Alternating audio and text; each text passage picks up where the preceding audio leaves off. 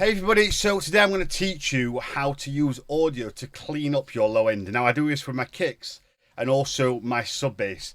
And basically what's happening is, and sod's law, it probably won't do it, but I'm playing this note and it's repeating really fast. I'll just give you a sample. And it keeps kind of missing a note, or maybe it sounds like, it just doesn't sound very clean. It's playing back in silence. And yeah, it's not playing back 100%, 100% of the time. It'll miss a note every now and again, or it'll make a click or a pop. I don't know why. I think I can only assume it's because there's lots of notes playing. But I'll give it a little play for you. Does it?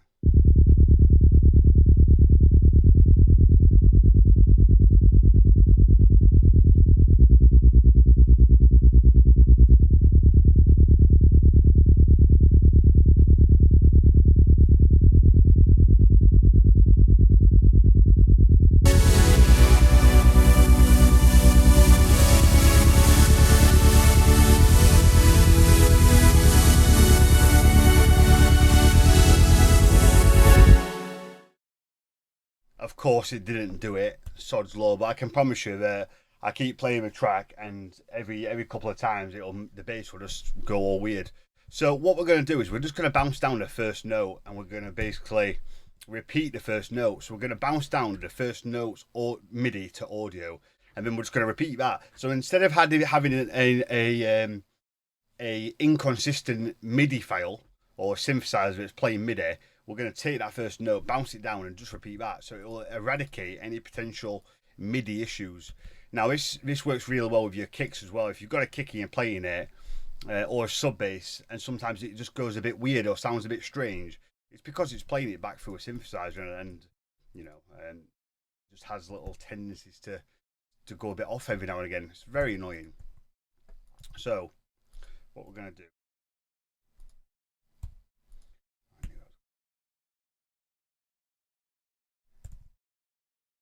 Well, let's chop the note. Best thing to do is prepare, because this can get very overwhelming if you're not careful. So that's D. So we know which one is D.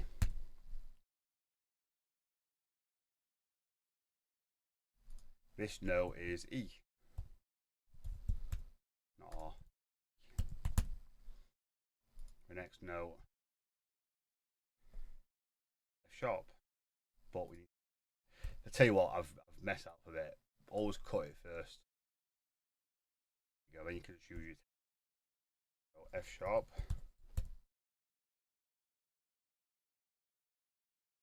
Again, so that's good. Flipping, I've done R again. B.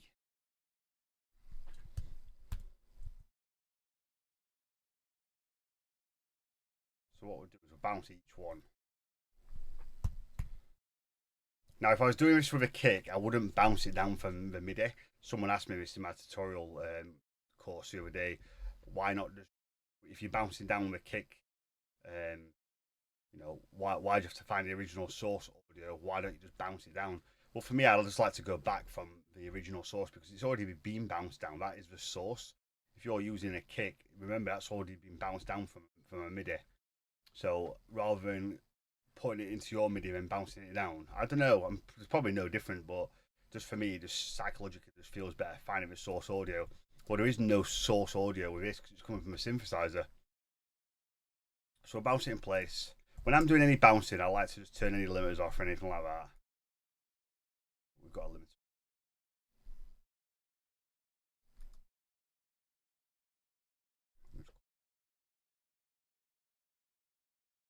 Make sure it normalizes off. For some reason, this project has got an auto loop on, and I don't know how to turn it off. It's driving me absolutely bonkers. Another good thing about doing this as well is we can split up the bass notes, and we can mix them all perfectly. So it eradicates the use of a compressor, because what a compressor brings the highs down of a sound, brings them down to match the lower sounds, and then can then in turn turn everything up and get it a bit louder, more balanced. Well, if you do what I'm about to show you to do, we can get, not only are we getting the first bit of audio and repeating that, so it's got a really consistent sound, we also have the ability to, whatever the root notes is minus 13.1, then we can mix all the other notes at minus 0.1 as well, so it's absolutely perfect. This is what I call really getting into it. You know, I didn't do this for many years, but when I was looking to improve things and tighten things up, I came across I researched every kind of thing I could do, and yeah, I would never go back.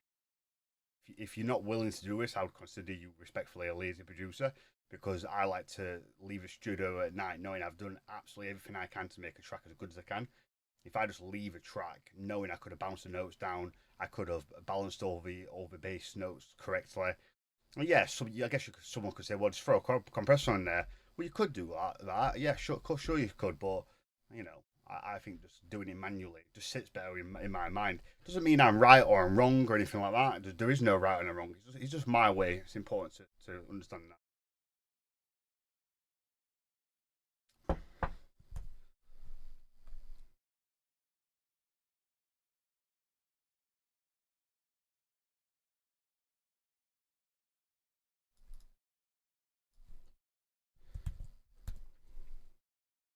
You know, sit on top. I was like, go down. E there, or B.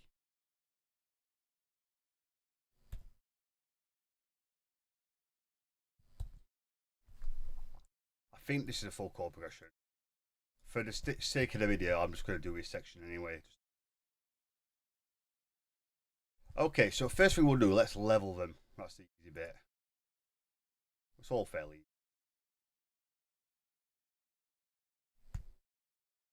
So I like to go on the master, to be honest with you. Although it's probably doesn't make it. Let's see what the master.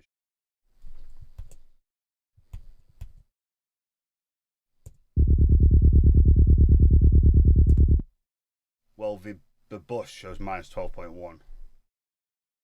The master shows 0.7, so I don't know where that discrepancy is. It's there regardless. Oh, no, it's 12.1. That does make sense, to be fair. Oh, no, it's come back to the bass bus, sorry. I thought that was strange.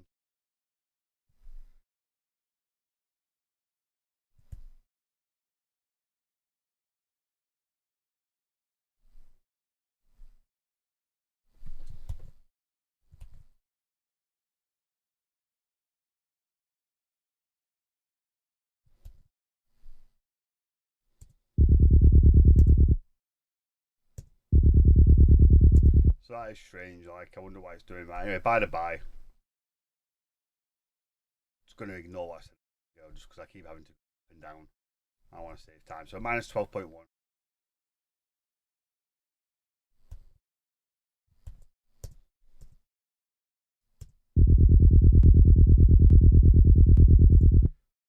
Quieter.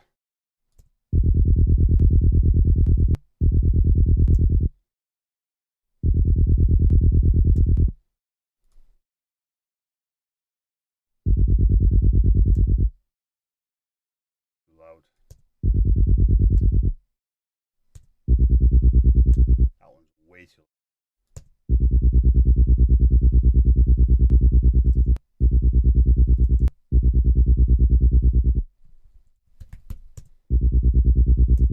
So we've got a 3 decibel difference. So essentially, you could have put a compressor on there and set it to minus 3 decibels of gain reduction. But again, there's just something pleasing about doing it manually. So now we're no better off than we were before, because in fact, we're worse off, because not only we've got just the bass notes repeating, we've also got a click at the end.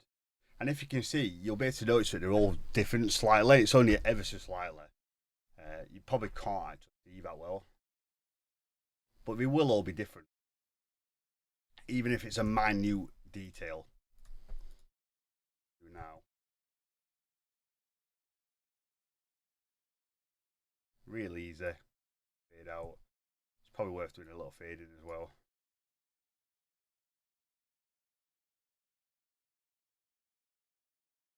Just to stop a click.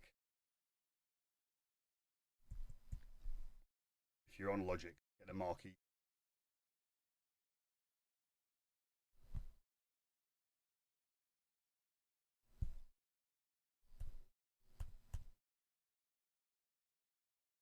She was faster.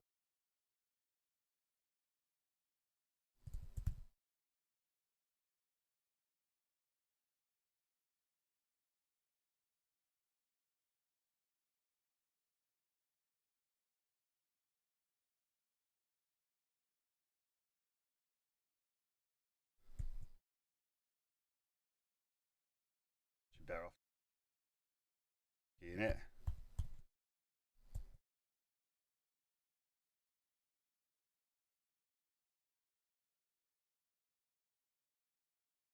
It's crazy. I've been using Logic 2007, so a long time, and I've only just noticed. Look at the top right where PU. Oh, it's not. It's not actually doing what I thought it was doing. We don't edit things on this channel. We like to keep it all legit. I thought the 127 was showing it clicked when I clicked on the note, but so with something like this where it's quite tight, just do 2 in, 2 out.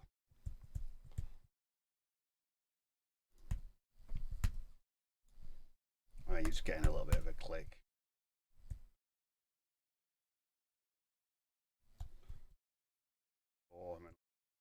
Four.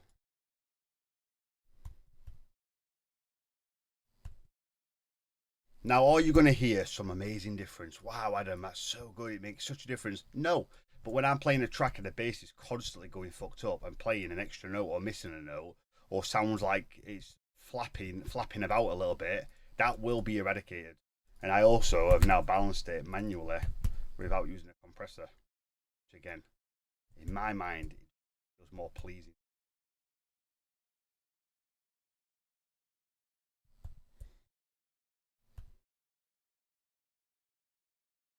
Brilliant.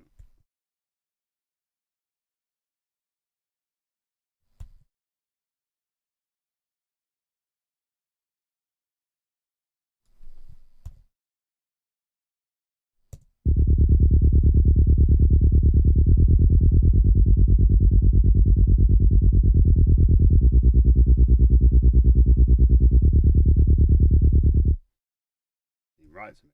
I don't think I've done enough notes. It's because I've got half a bar in there.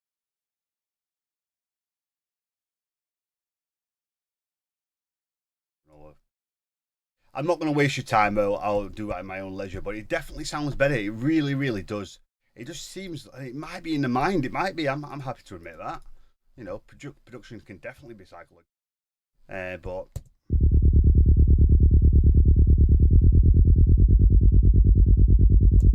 play it a few times and just see if you hear any of the bass things.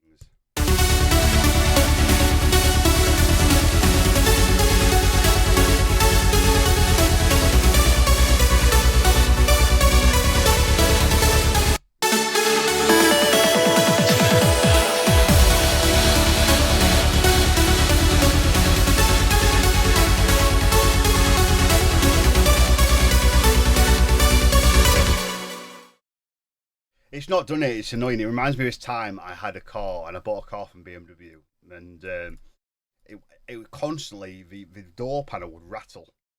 And anyway, I took it in, and then like someone came and sat in the car, and we went out, and it didn't rattle. So anyway, I was like, well, it was really embarrassing. They were like, oh, it's probably nothing. So anyway, I was driving home, and on the way home, it literally started rattling again. So I tried to take a video, couldn't take a video because obviously I was probably going to crash.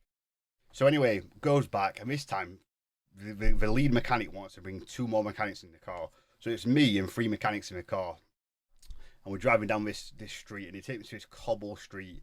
Like, literally, the door was rattling like crazy, like twice now. So we drive down this cobble street, and there's 3 flipping BMW technicians in my car. And lo and behold, it doesn't fucking rattle. And I'm sat there looking like a right twat. And it is what it is, but it's sod's law, we call it in England. It's not good. So, yeah, kind of wish it was doing what it was doing, but it's not. But you'll have to trust me. I'm not sat here doing videos for fun. This will definitely clean up your low end, be it your sub bass or your kick. Really good for when there's a lot of kind of energy going on, I find.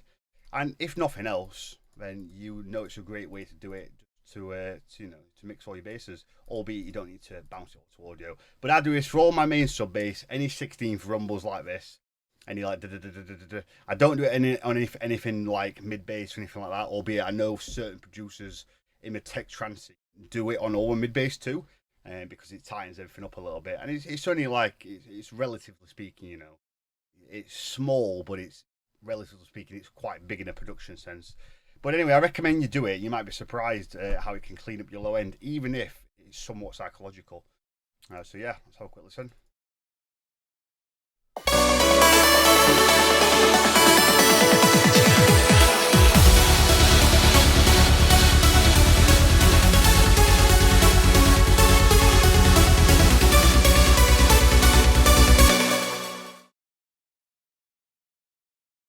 should have finished it really. But anyway, as always, tutorials@adamelsdj.com if you have any question about this tutorial.